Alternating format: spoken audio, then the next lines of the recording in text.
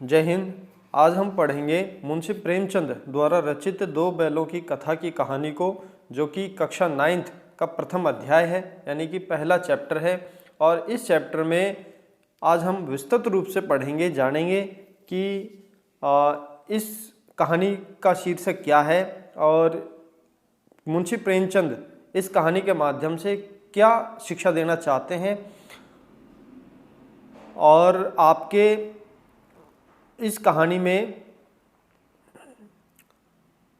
सभी पहलुओं को हम समझेंगे, यानी कि इस कहानी में हम हिंदी के जो शब्दों का उच्चारण यहाँ किया गया है, शब्दों को लिखा गया है, उन शब्दों के बारे में हम विस्तृत रूप से जानेंगे। तो शुरू करते हैं। देखिए, मुंशी प्रेमचंद जी कहते हैं कि जानवरों में गधा सबसे ज़्यादा बुद्धिहीन समझा जाता है। हम जब किसी आदमी को परले दर्जे का बेवकूफ़ कहना चाहते हैं तो उसे गधा कहते हैं। परले दर्जे का मतलब होता है कि दूसरे तरीके से अगर हम इंसान को एक दूसरे संज्ञा से उपनाम दिया जाए या उसको कुछ बोला जाए तो इसका मतलब होता है परले दर्जे का, यानी कि दूसरे तरीके से उसको कहना। तो गधा जो होता है हमारे समाज में बुद्धिहीन समझा जाता है, और जैसे कि हम आदमी किसी दूसरे के लिए इसका उपयोग करते हैं कि वो गधा है, यानी कि वो बुद्धिहीन है। इसके लिए गधा सचमुच बेवकूफ़ है या उसके सीधेपन, उसकी निरापद सहिष्णुता ने उसे यह पदवी दे दी है, इसका निश्चय नहीं किया जा सकता। मुंशी प्रेमचंद जी कहते हैं कि गधा सचमुच बेवकूफ़ है या अथवा उसके सीधेपन, उसके भोले भालेपन या निरापद सुरक्षित। सहिष्णुता का मतलब होता है सहनशीलता। यदि वो सीधा है या सहन कर रहा है तो इसका मतलब ये नहीं है कि वो बेवकूफ़ है। तो मुंशी प्रेमचंद जी इस निश्चय पर नहीं पहुंचना चाहते और ना ही हम पहुंचना चाहते। गायें सींगे मारती हैं, ब्याई हुई गाय तो अनायास ही सिंघनी का रूप धारण कर लेती है। आपने कभी देखा होगा कि जब गाय ब्याती है तो जब बछिया के आप या जो उसका बाछरेट होता है, यानी कि जो ब्याती है उसका बछिया या बाछा जो भी है, उसके अगर आप नज़दीक जाते हैं तो वो अनायास यानी कि बेवजह ही आपको मारने लगती है। ये गाय का है। कुत्ता भी बहुत गरीब जानवर है, लेकिन कभी कभी उसे भी क्रोध आ जाता है, किंतु गधे को कभी क्रोध करते नहीं सुना न देखा। जितना चाहो गरीब को मारो, गरीब की संज्ञा दी गई है गधे के बारे में। लेकिन मैं क्षमा चाहता हूँ, मेरे शब्द नहीं है ये मुंशी प्रेमचंद जी के शब्द हैं जिनकी मैं आपको व्याख्या कर रहा हूँ। और ये गद्य भाग का है। गद्य भाग आपको अगर नहीं पता तो मैं आपको बता दूं कि गद्य भाग और पद भाग दो चीज़ें होती हैं, यानी गद्य खंड और पद खंड। खंड का मतलब होता है विभाजित करना, किसी चीज़ को बांटना। गद्य भाग का मतलब होता है किसी बारे में आप पैराग्राफ के रूप में यदि किसी चीज़ को आप कहते हैं तो वो होता है गद्य खंड। लेकिन उसी बात को यदि आप 2-4 लाइनों में कवि के माध्यम से, कविता के माध्यम से, काव्य के रूप में अगर कहते हो तो उसे कहते हैं काव्य खंड या पद्य खंड, जिसका कि एक विस्तृत रूप अगर उसका हम विवेचन करें तो लंबा होता है। तो शुरू करते हैं, आगे की ओर बढ़ते हैं। चाहे जैसी खराब सड़ी हुई घास सामने डाल दो, उसके चेहरे पर कभी असंतोष की छाया भी न दिखाई देगी। बैसाख में चाहे एकाध बार कुलेल कर लेता हो, कुलेल का मतलब होता है क्रीड़ा करना, और वैशाख का महीने से यहाँ संबंध है मई महीने का, यानी कि जब गर्मी का टाइम होता है तो उसके लिए गधे के लिए कहा जाता है कि वो एक बार खेल लेता है, क्रीड़ा कर लेता है। कभी आपने देखा होगा कि उसे लौटते हुए तो उस तरीके से वो लौटने लग जाता है, खड़ा है, कभी नीचे लेट गया फिर खड़ा हो गया, या कभी एकदम से भागने लग गया, इस तरीके से। पर हमने तो उसे कभी खुश होते नहीं देखा। उसके चेहरे पर एक विषाद स्थायी रूप से छाया रहता है।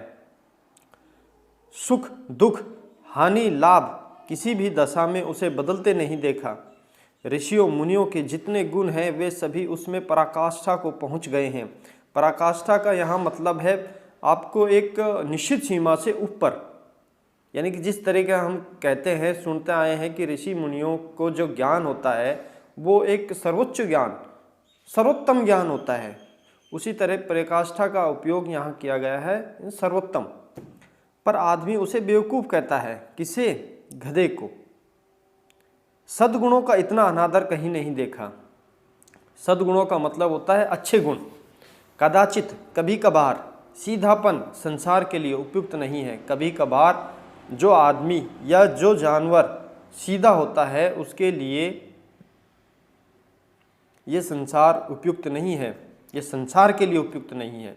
उसे इतना सीधा भी नहीं होना चाहिए कि लोग उसे बेवकूफ़ समझने लगे या उसका मखौल उड़ाएं, मजाक उड़ाएं, उसके लिए अपमानित करें, उसको चिढ़ाएं।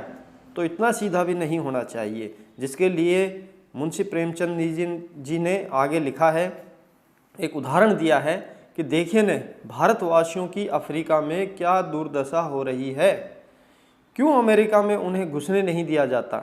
बेचारे शराब नहीं पीते, 4 पैसे कुछ समय के लिए बचा कर रखते हैं, जी तोड़कर काम करते हैं, किसी से लड़ाई झगड़ा नहीं करते, 4 बातें सुनकर गम खा जाते हैं। गम का मतलब है, गम खाने का मतलब है कि अंदर ही अंदर उस चीज़ को दबा देते हैं, वो अपने उस बात को बाहर नहीं निकालते। फिर भी बदनाम है। कहा जाता है वे जीवन के आदर्श को नीचा करते हैं। आदर्श यानी कि एक आपको एक सम्मान का के लिए यहाँ उपयोग किया गया है। अगर वे भी ईंट का जवाब पत्थर से देना सीख जाते तो शायद सभ्य कहलाने लगते। जापान की मिसाल सामने है। एक ही विजय ने उसे संसार की सभ्य जातियों में गण्य बना दिया। यहाँ सभ्य का मतलब होता है ऊंचा और गण्य का मतलब होता है सर्वोत्तम या ऊंचा। गण्य का मतलब गणनीय या सम्मानित, यानी कि सम्मान योग्य बना दिया उसे। लेकिन गधे का एक छोटा भाई और भी है जो उससे कम ही गधा है, और वह है बैल। जिस अर्थ में हम गधे का प्रयोग करते हैं कुछ उसी से मिलते जुलते अर्थ में बछिया के ताऊ का भी प्रयोग करते हैं। कुछ लोग बैल को शायद बेवकूफ़ों में सर्वश्रेष्ठ कहेंगे। सर्वश्रेष्ठ का मतलब है अच्छा, मगर हमारा विचार ऐसा नहीं है। प्रेमचंद जी कहते हैं लेकिन हमारा विचार ऐसा नहीं है। बैल कभी कभी मारता भी है, कभी कभी अड़ियल बैल भी देखने में आता है। आपने कभी देखा होगा कि बैल अनायास ही मारने लग जाता है, अड़ने लग जाता है, और भी कई रीतियों से अपना असंतोष प्रकट कर देता है। अतएव उसका स्थान गधे से नीचा है। अतएव इसलिए झूरी काछी के दोनों बैलों के नाम थे हीरा और मोती। यहाँ देखिए अब कहानी स्टार्ट होती है कि झूरी काछी के दोनों बैलों के नाम थे हीरा और मोती। दोनों पछाई जाति के थे। पछाई जाति होती है एक विशेषकर जाति, यानी कि जो पालतू पशुओं को की एक नस्ल होती है। पछाई जाति का मतलब होता है पालतू पशुओं की एक नस्ल। पछाई जाति के थे, देखने में सुंदर, काम में चौकस, डील में ऊंचे। डील का मतलब हाइट में ऊंचे। बहुत दिनों साथ रहते रहते दोनों में भाईचारा हो गया था। दोनों आमने सामने या आसपास बैठे हुए एक दूसरे से मूक भाषा में विचार विनिमय करते थे। मूक भाषा का यहाँ उपयोग किया गया है कि बंद, यानी कि आप एक अपने विचारों को जरूर नहीं आप बोल के ही व्यक्त कर पाएँ। आप अपने विचारों को किसी भी रूप में मौन रहते हुए भी आप अपनी भाषा को दूसरे को समझा सकते हैं। विनिमय यानी कि आदान प्रदान कर सकते हैं। विनिमय का यहाँ उपयोग किया गया है आदान प्रदान करना। आप अपने विचारों को जब किसी दूसरे के समक्ष आदान प्रदान करते हैं तो उसे भाषा का रूप दिया जाता है। भाषा मूक भाषा भी होती है, मौखिक भाषा भी होती है, लिखित भाषा भी होती है, और ये सारे के सारे एक आदान प्रदान करने का तरीका है जिससे कि हम दूसरे की भाषा को समझ सके और दूसरा हमारी भाषा को समझ सके। एक दूसरे के मन की बात कैसे समझ जाता था हम नहीं कह सकते। अवश्य ही उनमें कोई ऐसी गुप्त शक्ति थी। गुप्त शक्ति का मतलब है कुछ ऐसी छुपी हुई शक्ति। जिससे जीवों में श्रेष्ठता का दावा करने वाला मनुष्य वंचित है। जो मनुष्य ये कहता है कि मैं सर्वश्रेष्ठ हूँ या फिर मनुष्य जाति यहाँ संसार में उपस्थित सभी जीवों में सर्वश्रेष्ठ है, जो ये मनुष्य कहता है वो उस तरीके से वंचित है। क्यों वंचित है? क्योंकि यहाँ मूक भाषा में भी अपने विचार आदान प्रदान कर रहे हैं। तो इसलिए मुंशी प्रेमचंद जी कहते हैं कि मनुष्य वंचित है। शेष दावा करने वाले दोनों एक दूसरे को चाटकर और सूंघकर अपना प्रेम प्रकट करते। कभी कभी दोनों सींग भी मिला लिया करते थे, विग्रह के नाते से नहीं, या विग्रह का मतलब है युद्ध करने के लिए नहीं, लड़ाई करने के लिए नहीं, केवल विनोद के भाव से। विनोद के भाव का मतलब है आनंद के लिए, आत्मीयता के भाव से, अंदर की आत्मीयता के भाव से। जैसे दोस्तों में घनिष्ठता होते ही धौल धप्पा होने लगता है। जैसे कि आपने कभी देखा होगा कि आपके भी दोस्त होंगे, जब आपस में दोस्त जब मिलते हैं तो एक दूसरे से मिलकर खुशी बड़ी होती है, आहा मेरा वो दोस्त आ गया, मज़ा आ गया आज तो। इसी तरीके से मुंशी प्रेमचंद जी कहते हैं, इसके बिना दोस्ती कुछ फुसफुसी, कुछ हल्की सी रहती है। अगर दोस्त ना हो और जो अच्छे दोस्त हैं अगर उनमें मुलाकात ना हो, आपस में बातों का विचार विमर्श ना हो, तो फुसफुसी का मतलब है कुछ नहीं होना या ना के बराबर होना। जिस प्रकार ज़्यादा विश्वास नहीं किया जा सकता, जिस वक्त ये दोनों बैल हल या गाड़ी में जोत दिए जाते और गर्दन हिलाकर चलते, उस वक्त हर एक की यही चेष्टा होती थी कि ज़्यादा से ज़्यादा बोझ मेरी ही गर्दन पर रहे। यानी कि दोस्ती भी ऐसी कि दूसरे दोस्त को हानि नहीं होने देते थे। दिन भर के बाद दोपहर या संध्या को दोनों खुलते, यानी कि जब काम के बाद में उनको जब खोला जाता था, क्या तो दोपहर को या संध्या का मतलब है शाम का टाइम।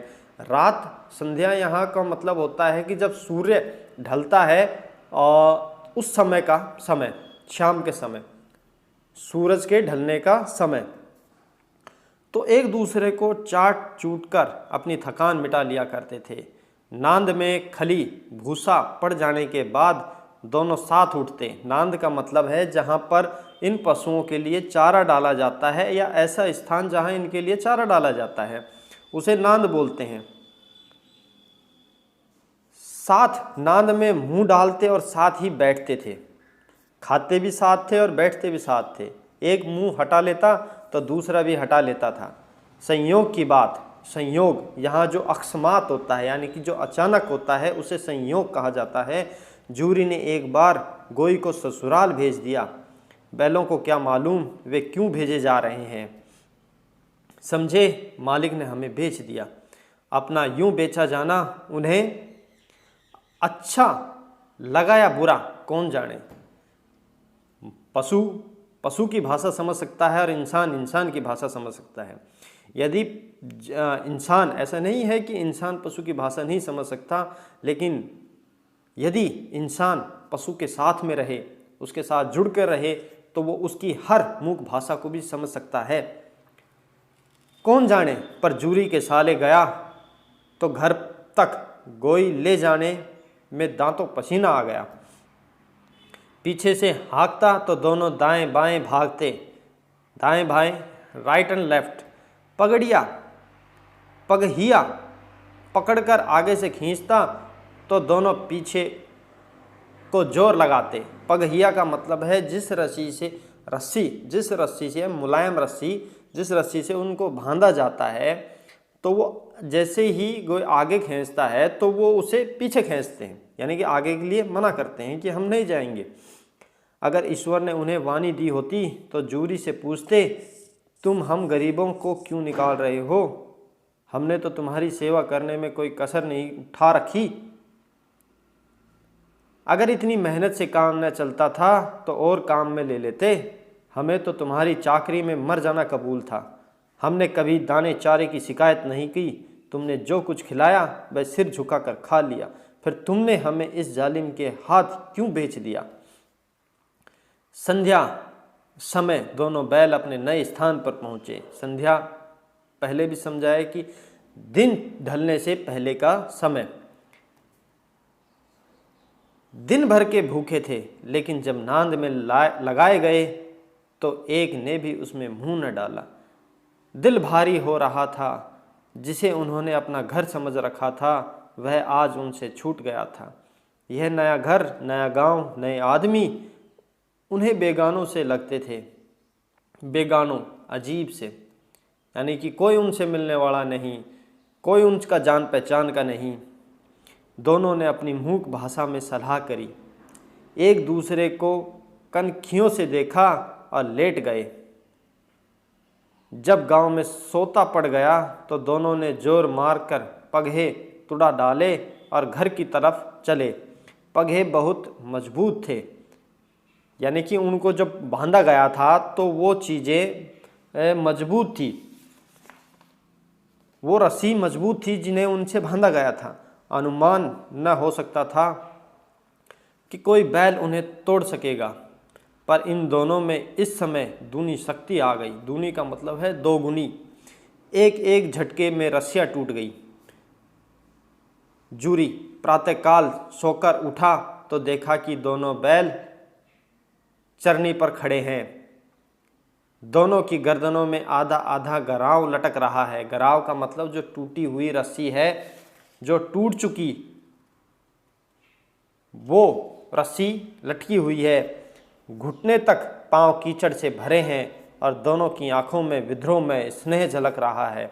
विद्रोह में यानी कि विद्रोह लड़ाई झगड़े के लिए, लेकिन वो लड़ाई झगड़े वाला नहीं, स्नेह भी इसमें साथ में लिखा हुआ है कि एक उस तरीके से नज़र से देख रहे हैं, प्यार भरी लेकिन नफ़रत की नज़र से, कि हम आपको बेकार समझते हैं। झुरी बैलों को देखकर स्नेह से गदगद हो गया। उसे बहुत आनंद हुआ। गदगद का मतलब है आनंद, उच्च सीमा का आनंद। दौड़कर उन्हें गले लगा लिया। प्रेमालिंगन और चुंबन का वह दृश्य बड़ा ही मनोहर था, बड़ा ही सौंदर्य था, बड़ा ही सुंदर था। घर और गांव के लड़के जमा हो गए और तालियां बजाकर उनका स्वागत करने लगे। गांव के इतिहास में यह घटना अभूतपूर्व न होने पर भी महत्वपूर्ण थी, यानी कि ये घटना कभी अभूतपूर्व नहीं है, यानी कि ऐसी घटना नहीं है कि जो भूत में ना घटी हो, लेकिन फिर भी वो महत्वपूर्ण थी। बाल सभा ने निश्चय किया, दोनों पशु वीरों को अभिनंदन पत्र देना चाहिए। अभिनंदन, एक प्रशस्ति पत्र देना चाहिए कि एक स्वागत के लिए कि इन ऐसी रस्सी को तोड़ के आ गए और अपने मालिक के पास दोबारा आ गए। कोई अपने घर से रोटियां लाया, कोई गुड़, कोई चोकर, कोई भूसी। चोकर का मतलब है जब आटा छानते हैं और जो छलनी के नीचे चला जाता है आटा, जिनसे आप रोटियां खाते हैं, और ऊपर जो बचता है उसे बोला जाता है चोकर। कोई भूसी, तूड़ा, भूसा जो पशु खाते हैं। एक बालक ने कहा, ऐसे बैल किसी के पास न होंगे।